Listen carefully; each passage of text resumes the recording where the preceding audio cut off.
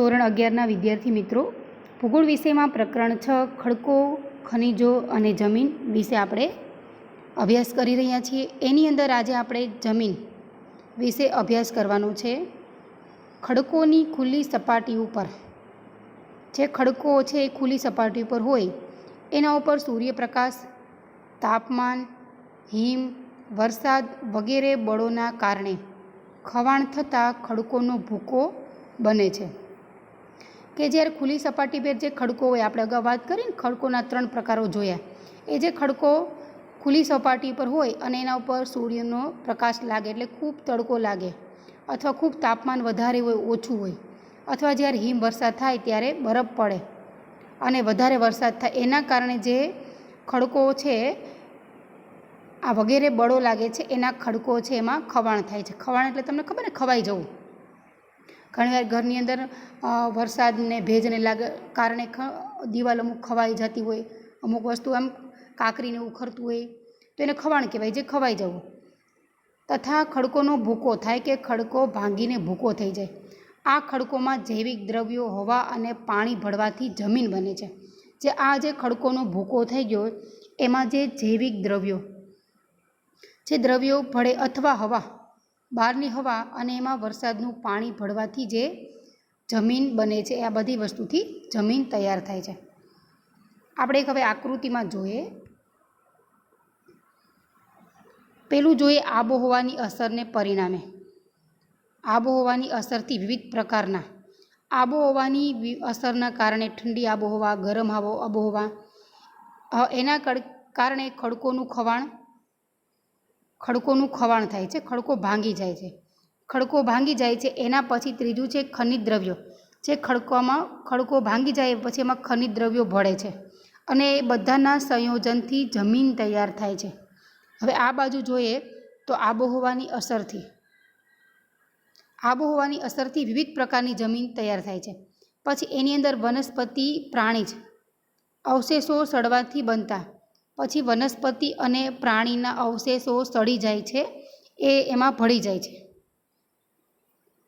અને જે જૈવિક દ્રવ્યો ભળવાથી આ બધાના સંયોજનથી જમીન તૈયાર થાય છે એને જમીન કહેવાય છે.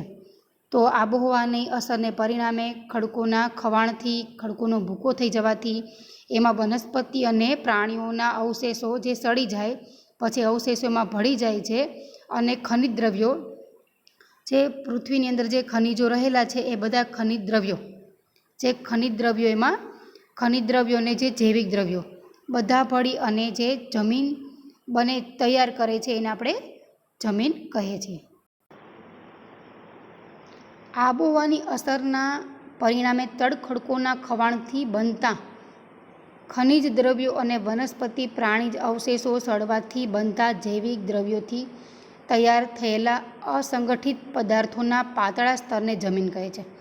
આબોહવાની અસરના પરિણામે પછી જે તડખડકો, જે ખડકોના ખવાણથી, જે ખડકો ખવાઈ જાય અને ભાંગતા જાય, ખવાણથી બનતા અને ખનિજ દ્રવ્યો, જે પૃથ્વીની પેટાળની અંદર જે ખનિજ દ્રવ્યો રહેલા છે, આપણે વિવિધ ખનિજોની વાત કરીને કે લોખંડ ને, તાંબુ ને, પોટાશ ને, સલ્ફર ને, ધાત્વિક ને અધાત્વિક ખનિજો વગેરે ભળવાથી અને વનસ્પતિ, પ્રાણીજ અને પ્રાણીના અવશેષો સડી જાય.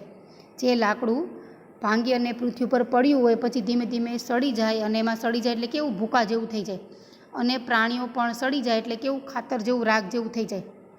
સડવાથી બનતા જે જૈવિક દ્રવ્યોથી, આ બધા જૈવિક દ્રવ્યોથી તૈયાર થયેલા અસંગઠિત, આ બધા ભેગા થયેલા જથ્થાના પાતળા સ્તરને, જે ઉપરનું જે પાતળું સ્તર હોય એને જમીન કહે છે.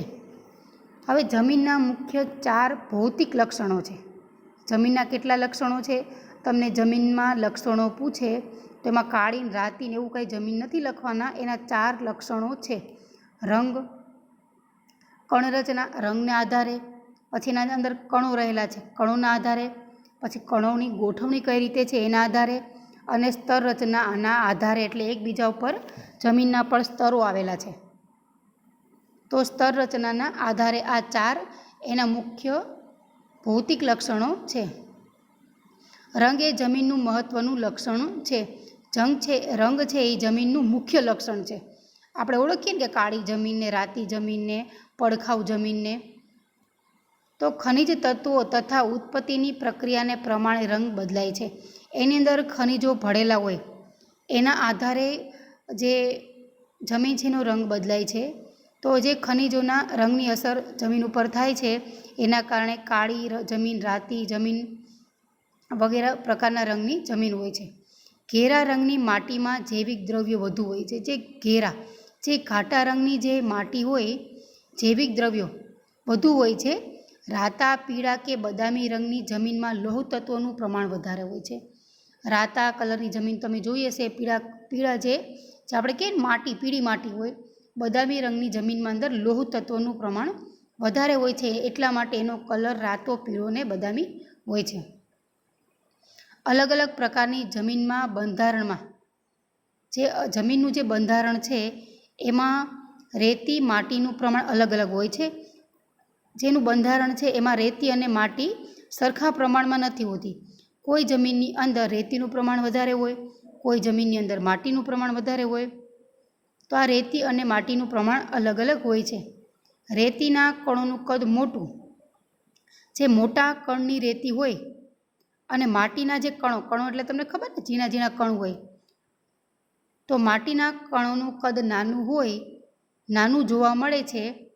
તેથી તે જમીનમાં ભેજ સંગ્રહ કરવાની ક્ષમતા વધારે રહેલી છે. તો જે જમીનના રેતી કણોનું કદ મોટું હોય, કે જે જમીનની અંદર રેતીના જે કણો છે એ મોટા મોટા કણો હોય, અને જ્યારે માટીના કણો છે એ નાના નાના હોય, તો આવી જમીનની અંદર ભેજ સંગ્રહ કરવાની, કે ભેજ છે એ વધારે ટાઈમ સુધી સંગ્રહ કરી શકે છે. એટલે ભેજ સંગ્રહ કરવાની ક્ષમતા, ભેજને પકડી રાખવાની, જકડી રાખવાની ક્ષમતા એમાં વધારે હોય છે, અને તેમાં વધુ ફળદ્રુપતા જોવા મળે છે. આવી જમીન છે એ વધુ ફળદ્રુપ પણ હોય છે. કે આવી જે ભેજ સંગ્રહ કરી રાખે એવી જમીન હોય એમાં શેરડીનો પાક ખૂબ વધારે લઈ શકાય છે, કારણ કે ભેજવાળી જમીનની અંદર શેરડીનું પ્રમાણ ખૂબ વધારે થાય છે. તો આવી જમીન ખૂબ ફળદ્રુપ પણ હોય છે. જુદા જુદા જમીન કણો પરસ્પર અલગ અલગ ગોઠવાયેલા જોવા મળે છે. આ જે જમીનની અંદર જે કણો રહેલા છે, જમીન કણો, રેતીના કણો, માટીના કણો, ખડકોના કણો અલગ અલગ રીતે ગોઠવાયેલા હોય છે. તેથી જમીનની કણ ગોઠવણી રચાય છે. એટલા માટે જે જમીનની કણ ગોઠવણી રચાય છે એની કણોની ગોઠવણી અલગ અલગ પ્રકારની રચાય છે. આ ગોઠવણીથી જમીનની છિદ્રાળુતા નક્કી થાય છે.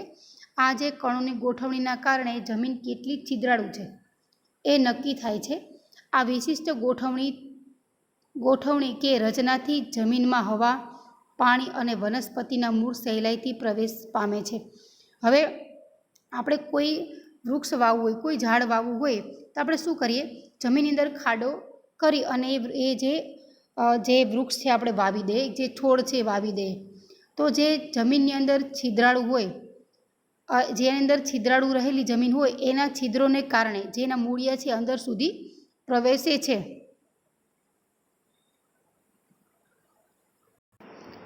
તો આ છિદ્રાળુવાળી જમીન હોય તો જે એના મૂળિયા છે કોઈ છોડના, એ ઝડપથી જમીનની અંદર સુધી પ્રવેશી જાય છે. તો આ છિદ્રાળુના કારણે, જમીનની અંદર જે છિદ્રો રહેલા છે એના કારણે હવા છે, પછી ઉપરથી આપણે જે નાખીએ પાણી છે એ સહેલાઈથી નીચે સુધી પહોંચે છે, એટલે કે એના મૂળિયા સુધી પહોંચી જાય છે. અને એ જે વૃક્ષના જે છોડના મૂળ છે એ જમીનની અંદર સહેલાઈથી વહી જાય છે અને જમીનની અંદર એ જકડાઈ જાય છે. જમીન સ્તરો ઉપર ઊભો કાપ મૂકવામાં આવે. જે જમીનના સ્તર ઉપર જે ઊભો કાપ, એટલે કે એક ઊભો કાપ મૂકવામાં આવે તો સ્પષ્ટ રીતે ઉપરથી નીચે સુધીના જુદા જુદા જમીન સ્તરો જોઈ શકાય છે. એટલે કે ઉપરની જમીન જે કાપી, એટલે કે એની અંદર ભાંગવામાં આવે અથવા ખાડો કરવામાં આવે, ખોદતા જાય, તો આપણે સ્પષ્ટ રીતે જમીનના ઉપરથી નીચેના જુદા જુદા સ્તરો જોઈ શકીએ છીએ.